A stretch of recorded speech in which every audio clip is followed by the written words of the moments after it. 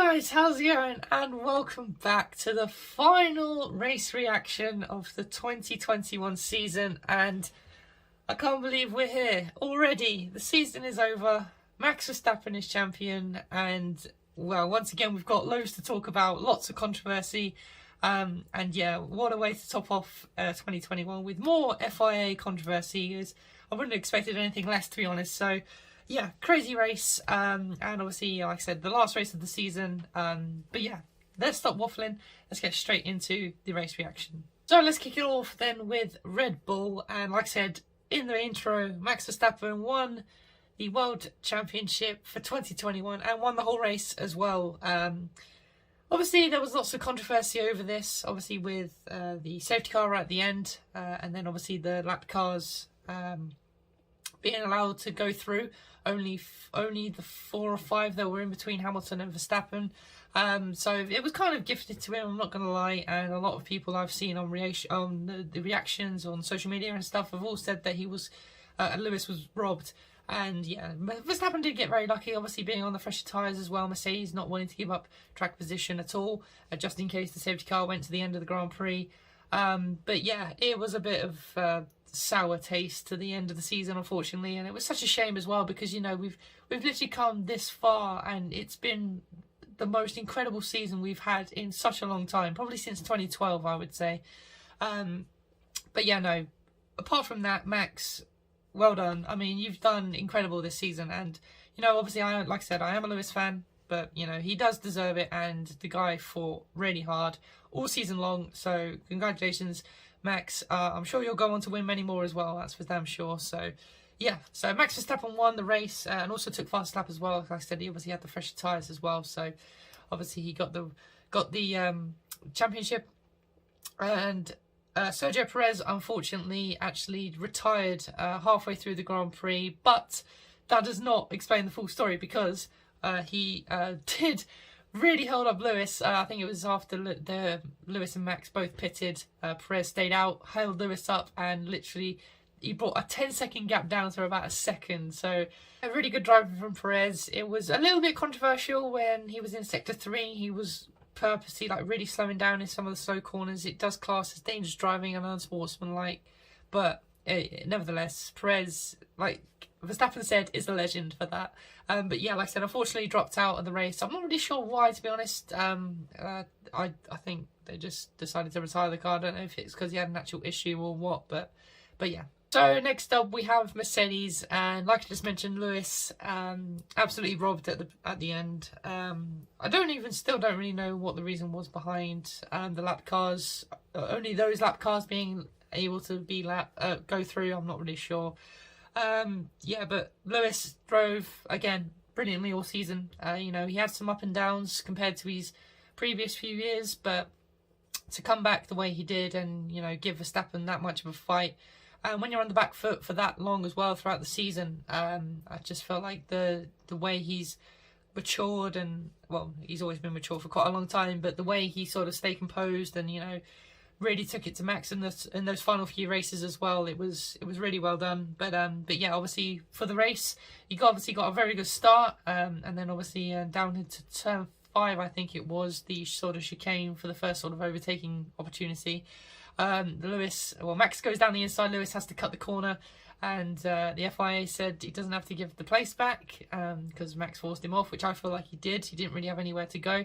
And then I feel like, well, people are saying that Lewis gained all that advantage, didn't really give it back, but I felt like Verstappen backed off because he thought Lewis was going to have to give the place back, and then he sort of backed up Perez to overtake Lewis as well. I think that's probably what it comes down to. I don't think Lewis sort of just drove off into the distance. I think Max slowed down so Perez could get through, but I could be wrong, but that's how I look at it anyway. And then, yeah, literally led the whole race. Obviously, Latifi crashes into the barrier. That's where all this started in the final few laps, and then obviously he got overtaken on the final lap, tried to come back, but just couldn't do anything on those old, I think there were like 44 old lap hards.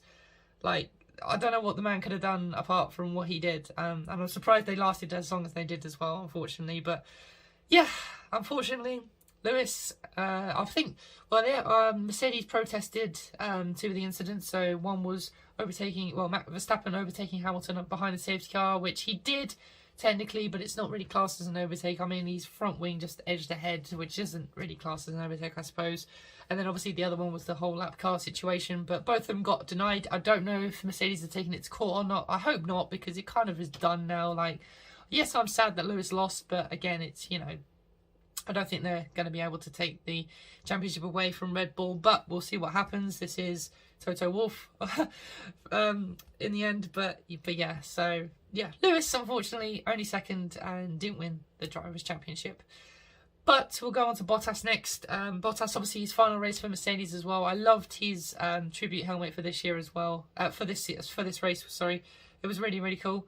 But yeah, he finished in 6th. Obviously had a really bad qualifying. He qualified 6th as well.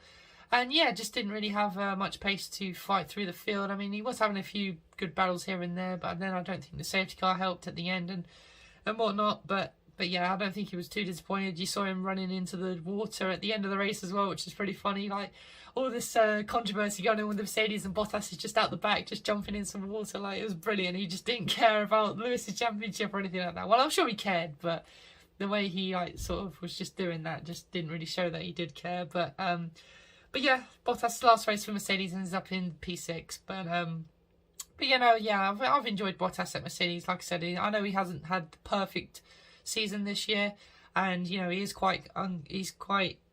not very consistent either. And hopefully when he goes to Alfa Romeo, we'll see the good side of Bottas again, and hopefully that consistency will get better again, because I feel like he is a good driver and he is a really nice person as well. So next up we'll do Ferrari then, and Carlos Sainz gets a podium for Ferrari, not only to secure him another podium in his career, but also to secure the 3rd place in the constructors for the team. And yeah, no, it was kind of all weird. I was obviously raging and ranting about the lapped cars of Lewis and Verstappen. So I didn't even really see Sainz come home in 3rd until I saw it on the TV. I was like, oh, after all that, Sainz finished 3rd. So fair play to him. And also that meant that he also finished ahead of Lando and Leclerc in the Drivers' Championship as well, which is, I mean, fair play. I mean, Leclerc is no slouch, and neither is Lando been this year either. So, you know, it's really good to see Sainz again. A really talented driver, and I really love the guy as well. So yeah, well-deserved podium, and a full 15 points for him. And Charles Leclerc, 10th in the race. I'm not really sure what happened to him, to be honest. He was having a few battles here and there. Obviously, they had that visor cam for most of the weekend as well, which is pretty cool to see. You actually like physically see what the drivers see, so it was really, really cool. But yeah, just I think got a little bit caught out with a few of the virtual safety cars and things. But yeah, didn't have a very good weekend, and only 1 point for Leclerc. So next up we'll do AlphaTauri then, and what a day for them. Yuki Tsunoda, best position he's ever been in, P4, and Pierre Gasly right behind him in P5 as well. It was a good job that Alpine, it was a shame that they weren't a little bit closer to Alpine, because obviously, you know, that holder points would have put them hopefully a little bit ahead of them. But unfortunately it wasn't. But yeah, Yuki Tsunoda had a really good race. Had quite a few battles throughout the field, and Pierre Gasly as well, just doing what he does best in that AlphaTauri. He's been I think the most underrated driver throughout the whole entire season. Like, he's had a fantastic season. So many Q3 appearances, so many top 6 finishes. Like, it's absolutely crazy. So very, very good job from AlphaTauri. Next up is McLaren. Lando Norris finished in 7th. Got a little bit unlucky once again. I think he suffered a puncture halfway through the Grand Prix, and that really scared us, because obviously Lewis had the same sort of age tyres as Lando, and yeah, he came over the came over the radio, had to pit, and then obviously went to the end. But yeah, still picked up some points though, and that's what they've not been able to do in these last few races, unfortunately. But yeah, P7 for Lando, and then Daniel Ricciardo in 12th. Didn't really see much of Ricciardo, wasn't really anywhere. Didn't have the best qualifying either. So yeah, bit of a shame for Danny Rick. And yeah, no, sorry, it was a shame for Lando as well, because obviously he was in P3, and it was was hopefully going to be an interesting race for him. But yeah, didn't want to get involved in the at the start, obviously, for the controversial points deduction and stuff. But yeah, P7 for Lando and P12 for Daniel Ricciardo. Another team with a double points finish was Alpine. Fernando Alonso was ahead of Esteban Ocon, 8th and 9th, so a good haul of points for them. And once again, they finished ahead of AlphaTauri in the constructors as well. So really good job from them this weekend. They really picked their stuff up out there at the end of the season, those last few races. But yeah, didn't really see any donuts from anyone either, which was a shame. I was hoping Alonso was going to do some like they did in 2018, I think it was, when he was about to leave the sport before he came back. But yeah, didn't really see any donuts. I think the only driver that did was Sebastian Vettel. I saw it on social media at the end of the race. But yeah, so apart from that, a really good day for Alpine. So next up is Aston Martin then, and once again, didn't really see much of them either. Sebastian Vettel finished 11th and Lance Stroll in 13th. Yeah, like I said, didn't really see much of them once again. Like a bit like Saudi Arabia, didn't really have much pace. Didn't really get out of Q2 either, I don't feel. And yeah, just once again, a bit of a disappointing weekend for Aston Martin, especially where they were last season as well. But like I said, I'm going to be doing a podcast as well with my friend Aaron. We're going to review the whole season, so we'll mention more about it then and stuff. But yeah, not a good day for Aston Martin once again. And obviously, the last three teams are Alfa Romeo, Williams and Haas. So once again, we'll just go through them individually, all in one go. Because I think that all of them retired, unfortunately. So George Russell retired for I think it was something got caught in his like engine overheated or something. Something flew into it. Apparently, his air duct. That's the word I was looking for. His air duct. Something flew into it. It overheated the engine, so he had to retire. Unfortunately, Latifi obviously had the crash at the end of the Grand Prix, which brought out the safety car, which caused the massive drama that happened. I'm not sure if it was because of the contact that he had with Schumacher halfway through the Grand Prix. Or coming towards the end of the Grand Prix, he just lost it on that curb, same one that Kimi lost it on in practice. Talking of Kimi, obviously it was his last Grand Prix as well, for forever. I think. I don't think he's going to do a Fernando Alonso and come back. He's getting quite old now, and he's got a family to sort of support as well. So we'll miss you, Kimi. But once again, scoreless day for Kimi, and unfortunately didn't even get to the end of the race either, because obviously he had the brake problem halfway through the Grand Prix, so he had to retire. Giovinazzi also had a problem as well. Again, I think it was just something wrong with the car. He had to park up on the side of the track.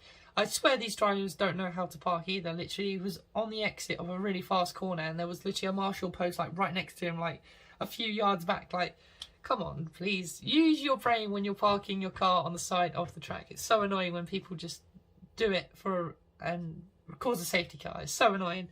But yeah, scoreless for Williams and Alfa Romeo, and Mick Schumacher finished in 14th, got to the end of the race, but once again, that Haas is slow as anything this season, as we've seen all year. So hopefully they've stopped development this whole season, because they know they're going to be faster next year. It'll be good to see Schumacher, up there with some of the really talented guys we've got on this grid at the moment, because honestly, it's fantastic to see.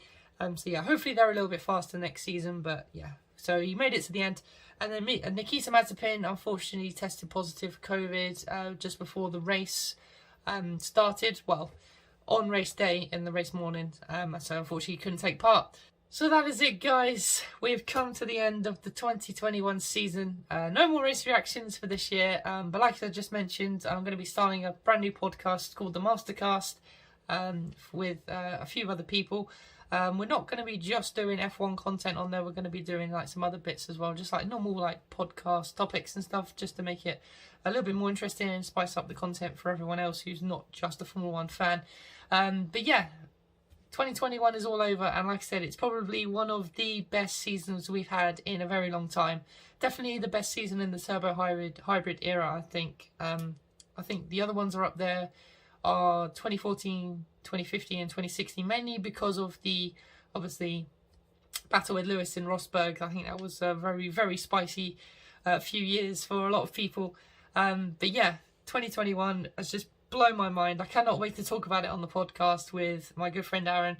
It'll be so much fun, and obviously it'll be my first sort of time doing a podcast as well. So make sure you stay around for that.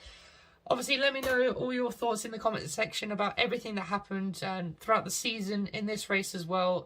Were you happy about the championship winner? Who were you supporting? and just let me know everything of all the controversial stuff in the comments. But if you have enjoyed this video, guys, please do give it a thumbs up, subscribe to the channel if you are new, and like I said, make sure you stay around for the podcast as well, which will be coming very soon in the next few weeks. And I will see you all again in the next one, guys. Take care.